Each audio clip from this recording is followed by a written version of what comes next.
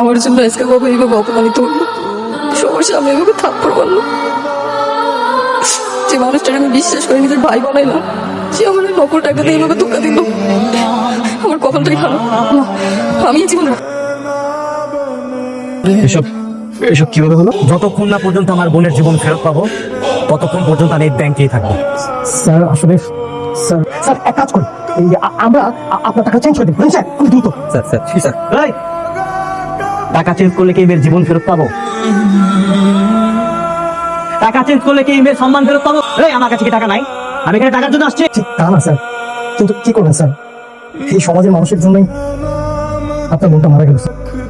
এই মেয়ের বাবার কাছে গিয়ে ক্ষমা চাইতে হবে, জনসম্মুখে ক্ষমা চাইতে হবে, নিজের দোষ স্বীকার করে আইনের কাছে আত্মসমর্পণ করতে হবে।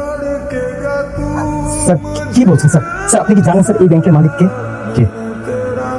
মন্ত্রী, অর্থমন্ত্রী স্যার, জুনায়েদ চৌধুরী।